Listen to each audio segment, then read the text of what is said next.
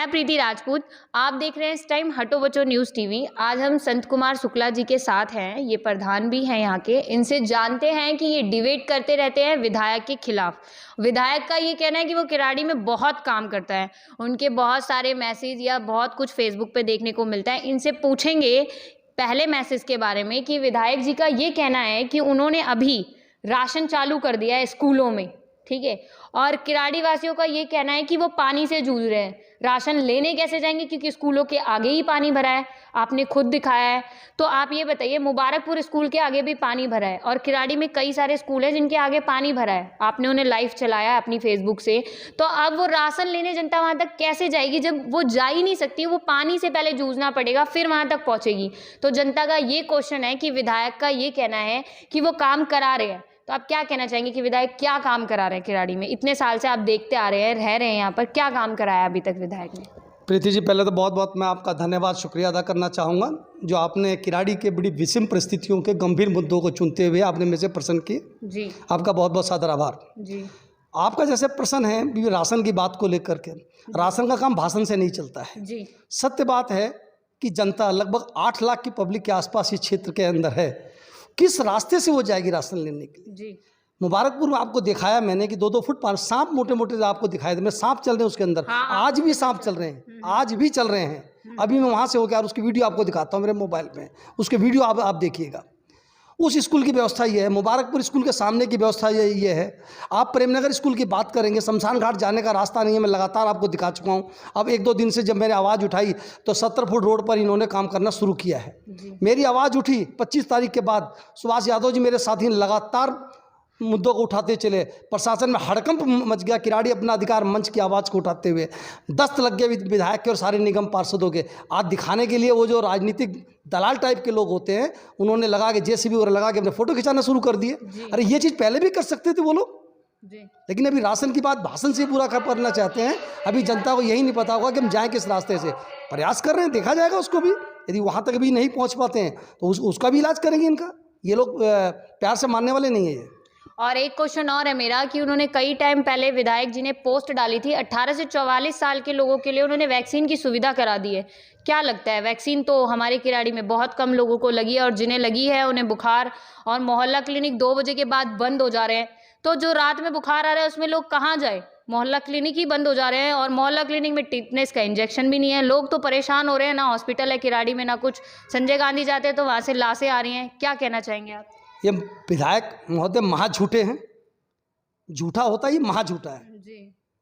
इसने अपनी पोस्ट में डाला था निठारी स्कूल और मुबारकपुर स्कूल के 2 आईडी डाल दिया था कि इन्हीं स्कूलों में मैं सैंक्शन करा रहा हूँ जी। जब मेरी लगातार मांग चली कि 18 से 44 साल के व्यक्तियों के लिए यहाँ वैक्सीनेशन सेंटर 5 वार्डों में होना चाहिए, मैंने फेसबुक लाइव के माध्यम से डिमांड करी, फेसबुक के माध्यम से डिमांड करी। इसके हड़कंप मच गई कि मेरे हर मुद्दे को ये क्लिक कर रहा है जी। क्योंकि अग्रसेन धर्मशाला के अंदर कोविड सेंटर का फर्जी नाटक इसने किया। अब कोविड सेंटर के आप वो बात बाद में करूँगा, लेकिन वैक्सीनेशन सेंटर की आज तक 18 से 44 साल के लिए प्रीति जी एक भी सेंटर नहीं खुलवा पाए। ये विधायक की फेलियर है। और जो एक सेंटर खुला भी निठारी के अंदर, उसके अंदर 45 साल से ऊपर की, ऑलरेडी 45 साल के ऊपर किराड़ी गाँव के अंदर, यूट्यूब ब्लॉक के अंदर, लक्ष्मी विहार के अंदर, लक्ष्मी विहार 3 के अंदर, इंद्रन के लोग डिस्पेंसरी के अंदर, प्रताप में तोमर हॉस्पिटल के ऑलरेडी सेंटर अलोकेटेड है। अननेसेसरी निठारी में देख के अपनी वावा लूटने के लिए 18 से 44 साल के बच्चों के लिए, बूढ़ों के लिए, हमारे भी हम उम्र के लिए वो जाएँ तो जाए कहाँ? सुल्तानपुरी में जाए, रोहिणी में जाए, ताकि कोविड ना भी हो तो उनको कोविड हो जाएगा उतनी भीड़ में जा करके। ये नाकामी है विधायक की। विधायक महा झूठा आदमी है, इसको झूठ बोलने से फुर्सत नहीं मिलती है। आपने एक पोस्ट डाली है जिसमें मुबारकपुर का रोड दिखाया है, जिसमें पहचान पत्र का ऑफिस है। कल से उस पर काम स्टार्ट हो गया है, वहाँ पर जिप्सी लग गई है, राजेश लाला जी और काफ़ी सारे लोग हैं जो विधायक की तरफ से हैं। उन्होंने उस पोस्ट को डाल के लिखा है उस पर कि हमने काम शुरू कर दिया है, जो एमसीडी को करना चाहिए था वो आम आदमी पार्टी कर रही है। तो एमसीडी के विरोध में और आम आदमी पार्टी के विरोध में वो रोड काफ़ी टाइम से बनी नहीं थी, जिसका आपने वो डाला है, पोस्ट डाला है। क्या कहना चाहेंगे कि विधायक अब काम करने लगा है, मतलब उसकी स्थिति ठीक हो गई है? ये स्थिति कोई ठीक नहीं है। रातों रात इसने फंड कहाँ से पैदा कर दिया? इन्होंने जिनको टिकटें बेची हैं, मैं नाम नहीं लेना चाहूँगा, उन्होंने अपनी इज्जत को बचाने के लिए अपना पैसा लगा कर पर्सनल, मुझे लगा एमसीडी के अधिकारियों का यूज कर रहे हैं। ये आज भी दिल्ली सरकार का कौन सा डिपार्टमेंट इसमें काम करने आ गया? जी। मैं आपसे पूछना चाहता हूँ, जब एमसीडी का रोड है तो डीएसआईडीसी वाले वो काम क्यों कर रहे हैं? जी। फ्लड वाले क्यों करेंगे? यदि वो कर रहे हैं तो पहले क्यों नहीं कर रहे थे? ये नौटंकीबाज है इस विधायक की। इन्होंने जिनको टिकटें बेच दी हैं, हमेशा टिकटें बेचने का इसने काम किया है। और अब वो लोग जो शकल दिखा रहे हैं आकर के, कहाँ थे अब तक? कुमार स्वीट से लेकर के, मैंने तो पहले भी इस बात को कहा कि राशन दफ्तर से लेकर के रघुवीर बिहार तक जो विधायक के चहेते लोग थे, जिनकी वाटिका थी, जिनके स्कूल थे, जिनके बड़े बड़े ऑफिस थे, उस रोड को पक्का किया। विधायक को इतनी आंखों में लज्जा थी तो किराड़ी फाटक से लेकर के मुबारकपुर गांव तक के पूरे रोड को बनाता, तब मैं समझता इसने इंसानियत से काम किया।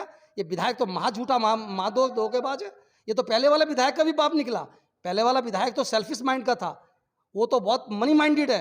ये उसका भी बाप उससे ये मौसेरी पार्टी के मौसेरे भाई हैं ये जी। एक क्वेश्चन और मैं आपसे पूछना चाहूंगी कि यहाँ पर WR के 126 प्रधान है, ठीक है? 106 प्रधान 106 प्रधान है इस एरिए के, मतलब पूरे वार्ड के किराड़ी के 106 प्रधान है। तो आप क्या कहना चाहेंगे कि 6 प्रधान को अगर आम आदमी पार्टी या इससे जो पार्टी है वो अगर एक एक प्रधान को एक एक काम सौंपे तो ये किराड़ी ऐसी ही रहेगी जैसी है? ये प्रीति जी बहुत जेंटल आपने क्वेश्चन उठाया। जी। शीला दीक्षित की सरकार में रेजिडेंट वेलफेयर एसोसिएशंस RWS को उन्होंने बहुत महत्वता दी थी, भागीदारी सेल में उनको शामिल किया था। कोई भी काम होता था रेजिडेंट वेलफेयर एसोसिएशन की संज्ञान में बात होता था। लेकिन इन्होंने क्या किया, उनको खत्म करने के लिए, क्योंकि शीला जी की सरकार में रेजिडेंट वेलफेयर एसोसिएशन के माध्यम से बहुत काम हुए थे। आज किराड़ी में जो डेवलपमेंट काम आप देख रही हैं, चाहे UGR का काम देख रही हो, चाहे जल बोर्ड में पानी बिछाने का पाइप की शुरुआत की बात हो, चाहे रोड एंड ड्रेन्स की बात हुई हो, सारे रेजिडेंट वेलफेयर एसोसिएशन की जो फेडरेशन थी, जिसका मैं मेंबर था, और शीला जी के नेतृत्व में वो काम किया था हम लोगों ने, वो आज भी उत्साह हो रहा है। और आज भी वही रेजिडेंट वेलफेयर एसोसिएशन के लोगों ने मोर्चा संभाल रखा है। मेरा जो किराड़ी अपना अधिकार मंच है, उसके अंदर अधिकतर रेजिडेंट वेलफेयर एसोसिएशन के लोग हैं। और जो लोग प्रधान केवल नेताओं के पीछे घूमने का काम करते हैं, क्षेत्रवाद पे, जातिवाद पे, या दो चार हैं कि हमार बउआ कत्तो छिए, हमार बउआ तो छिए नहीं, चाहे उनको जूते मार दे, उनका बेटा है, अपनी भाषा में वो करेंगे। उनको जिंदगी में, चाहे अब पूनम पारासर जीत गई, वार्ड 44 का बेड़ा गर्क है, नाश हो गया उस वार्ड का। क्यों हुआ? पहले विधायक ने ऐसी नींव खोद दी कि उसकी बीबी आएगी, उसी में डुबकी लगाएगी, वो निगम पार्षद बनेगी, उसको भी पी जाएगी वो। तो इसका भी यही हाल होना है। 2 बार वो जीत कर चला गया, 2 बार ये जीत कर चला जाएगा। यहाँ तो ये जो आए हैं ना प्रवासी, ये प्रवासियों के नाम पे कलंक है। ये लोग, इनको पता नहीं, यहाँ की भौगोलिक स्थिति का पता नहीं है इनको। आए हैं ये व्यापारिक विधायक हैं। अब जनता का ये कहना है कि 5 साल में जब आम आदमी पार्टी की सरकार बदलेगी, उसके बाद फिर सीवर का उद्घाटन होगा और फिर सीवर नहीं डलेगा। क्या कहना चाहेंगे इस बारे में? सीवर के बारे में तो मैं ये बताना चाहूँगा आपको, ये काम एक सीवर का मेरी बहुत पुरानी मांग थी जी। और आप प्रीति जी जब ऋतुराज जी से बात करेंगे मेरे मुद्दे को लेकर के, तो मैंने भी इनको सपोर्ट किया था, क्योंकि वो अनिल झा विधायक महा घटिया विधायक था। वो केवल अपनी कमाने की राजनीति करता था, हमें उसको भी यहाँ से भगाना था।